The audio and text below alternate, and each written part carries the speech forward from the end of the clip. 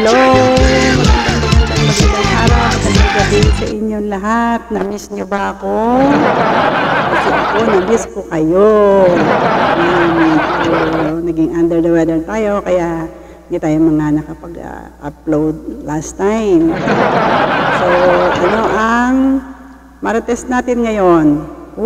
Kuwari ka pa, alam mo na kung ano ang trending. Ito ninyo, si Travel Stock. Okay. Chika-chika tayo. Meron tayong kasabihan. Kapag may apoy, may usok. Kapag may usok, may apoy. Diba? Hindi yung vape yun usok. Ibig sabihin, pag nasiga ka, merong apoy, diba? So, meron yung usok. Wow! Alam mo natin kung anong trending, merong, kumusta na mga taga-Katniel dyan? Naka-move on na ba kayo? Well, mahirap talaga yan. Kaya ang topic natin is about broken-hearted. OMG. Yan ang pinakamahirap ngayon, lalo na kapag ikaw ay nagmamahal, di ba? Gasolina nagmamahal yan. Bilhin, lalo na bigas, nagmamahal yan. Motorong ingay. Pero kapag ang puso ang nagmamahal ng sobra, nasasaktan yan. Bakit? Kasi kaya ka nasasaktan. Kasi nagmahal ka. Merong iba naghihiwalay, di ba? Hiwalay na tayo. Tapos wala, okay, mas masaya nung nagkahiwalay sila. Bakit? Kasi wala na yung love. Tama? Tama na. Kasi pagka wala na yun, nung nawala na yung respeto, nawala na yung love sa isa't isa, so maghiwalay man kayo, masaya ang buhay. Pero ito hindi, kasi mahaba-haba yung pinagdaanan. Pero ito, isa-isahin natin. Diyos ko, mga mother, mga Mars, mga ka-travels. Nako, ang dami na ganyan. Yung Katniel, ano na yun, confirm. Meron tayong narinig na yung kaya kambal ni Miss pangalan ng kambal na babae na taga-kabilang taga-tape Bulaga, di ba? Alam niyo ba pangalan nun? Yun, si Mavi, saka sino isa? Di ba? Dami nila nag-iwahiwalay. Ako kasi hindi ako masyadong showbiz. Kaya lang siyempre, may narinig natin, trending siya. Pero hindi tayo dun sa showbiz. Dito tayo sa broken-hearted. Yun ang ating topic. Bakit na sa sobrang pagmamahalan nyo, ang haba na ng pinagsamahan ninyo. Pero dumating pa rin sa punto na napagod. Yun. Yung sinasabi na pagod yung puso. Na sa sobrang pagmamahal, hindi na nagtira nun sa kanya. Nung eto na sa puntong kailangan yung love, wala na siyang makakapadon sa sarili niya. Dahil lahat pala ng love na sa puso niya, naibuhos na niya lahat. Wala nang tumira sa kanya. Kaya tayo, doon palang natututo doon sa ating mga pagkakamali. So ito, nagkaroon sila ng, ewan ko kung, pag napagod talaga ang puso. Alam ko may moving gano'n nang napagod ang puso, nagpahinga. Hindi ko lang matandaan. Diba? Ang gandang pamagat sa movie. Nang mapagod ang puso. Yan. Mapagod yung puso, di hiningal. Hiwalayan kita, wala ka lang ginagawa sa akin. Ano ko, siya nga? Siyempre, kailangan mo din ng love sa katawan mo kasi yung inspirasyon mo, yung boyfriend mo, yung partner mo, yung mister mo, yung misis mo, inspirasyon sila, lalo na yung mga anak mo. Pero minsan, nasasacrifice din siyempre yung mga anak. Pero sa mag-boyfriend, girlfriend, but na lang, di pa sila kasal. Paano kung kasal na? Paano kung may anak na? Diba? Kaya, may nangyayari yung gano'ng mga bagay, may reason.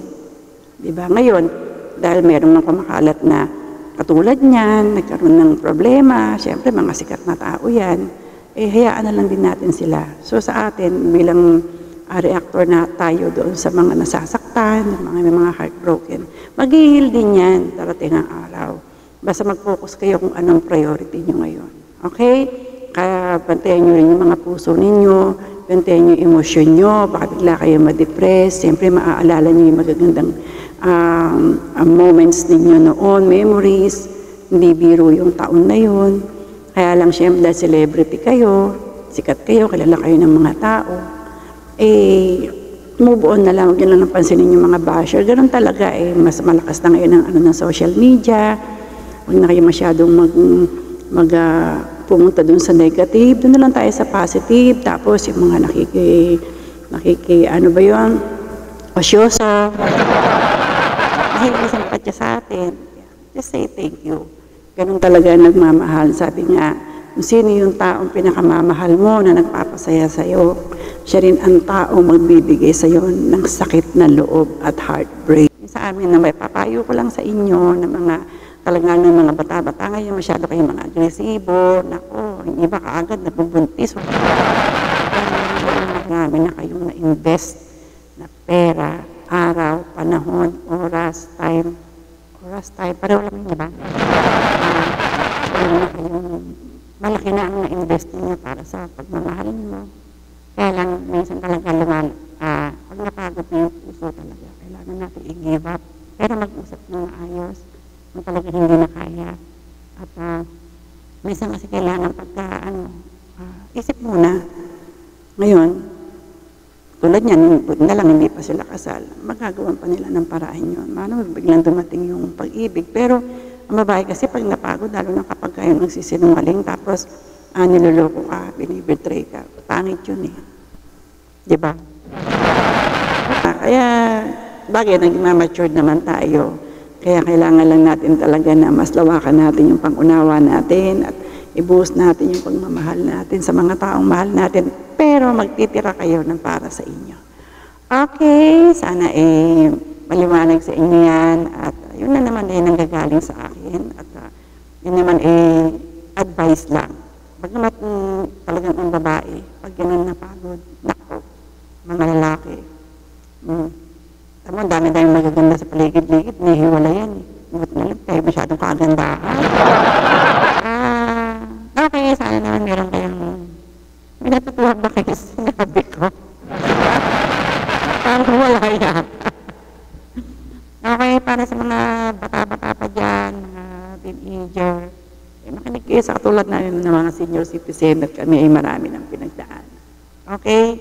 At sana meron akong naitulong sa inyo, mga kasabihan natin, kung magmamahal ka, huwag naman 100%. Yung trust, ibigay mo sa kanya, pero once na nasira na kasi yan, alam nyo, ano na yan mababawasan na siya. Diba? Sa mga past relationship, okay na yan. Mag-move on tayo, focus tayo kung saan tayo masaya, magtrabaho tayo ng maayos. Ganun lang naman diba? So, para doon sa ating mga listener, meron tayong, ang aking pangalan ngayon ay Travel It Talk. Yan, share ko lang.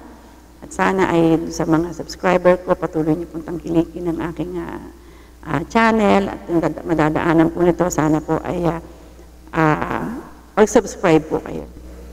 Maraming salamat po. Don't forget to like and subscribe. Bye!